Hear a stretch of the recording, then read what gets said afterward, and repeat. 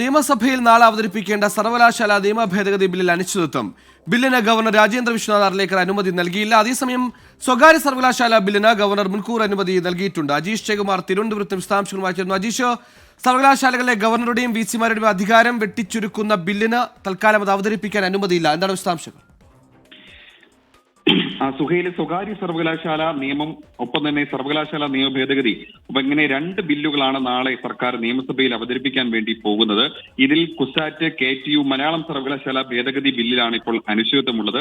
ഈ ബില്ലുകൾ മലയാളത്തിലാണ് തയ്യാറാക്കിയിട്ടുള്ളത്. അതുകൊണ്ട് തന്നെ ഗവർണറുടെ മുൻകൂർ അനുമതി ആവശ്യമായി വരും. മുൻകൂർ അനുമതി ഇല്ലാതെ സഭയിൽ ഈ ബില്ല് അവതരിപ്പിക്കാനാകില്ല. പക്ഷേ സ്പീക്കർ പ്രത്യേകമായി റൂളിംഗ് ഇറക്കി കഴിഞ്ഞാൽ സർക്കാരിന് ഈ ബില്ല് അവതരിപ്പിക്കാം. പക്ഷേ അപ്പോഴും ഉള്ളൊരു പ്രശ്നം ഗവർണറുടെ രാജ്ഭവന്റെ ഒരു സമീപം, ഈ ബില്ലിൽ രാജ്ഭവന്റെ ഒരു സമീപം ഇങ്ങനെയാണെങ്കിൽ സർക്കാരിന് ഈ ബില്ല് നിയമസഭയിൽ പാസാക്കിയാലും ഗവർണറുടെ രാജ്ഭവന്റെ അംഗീകാരം കിട്ടണമെന്നില്ല.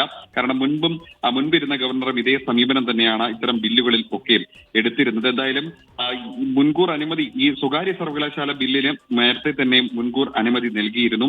8 സർവകലാശാലകളെ ബാധിക്കുന്ന വിഷയം കൂടിയായിരുന്നു ഇത്. ഇതിൽ ഗവർണറുടെ അധികാര പരിധി വെട്ടിക്കുറയ്ക്കുന്നതടക്കം ഇതിൽ പ്രോസ് ചാൻസലറായ വിദ്യാഭ്യാസ മന്ത്രി ഉന്നത വിദ്യാഭ്യാസ മന്ത്രിക്ക് കൂടുതൽ അധികാരം നൽകുന്നത്, രജിസ്ട്രാർക്ക് കൂടുതൽ അധികാരം നൽകുന്ന നിയമങ്ങളാണിതിൽ. ഇതിൽ ഗവർണർക്കും വൈസ് ചാൻസലർക്കും അധികാരം കുറയ്ക്കുന്ന നിയമ ഭേദഗതികളാണ് ഈ ബില്ലിലുള്ളത്. അവതരിപ്പിക്കാൻ അനുമതി ഇല്ലെങ്കിലും സ്പീക്കർ റൂളിംഗ് പ്രകാരം അവതരിപ്പിക്കാമെങ്കിലും പിന്നീട് അത് ഗവർണറുടെ അനുമതിക്ക് വിട്ടാൽ അത്രത്തോളം എളുപ്പമാകില്ല എന്നതുകൂടിയുണ്ട് ഈ കാര്യത്തിൽ.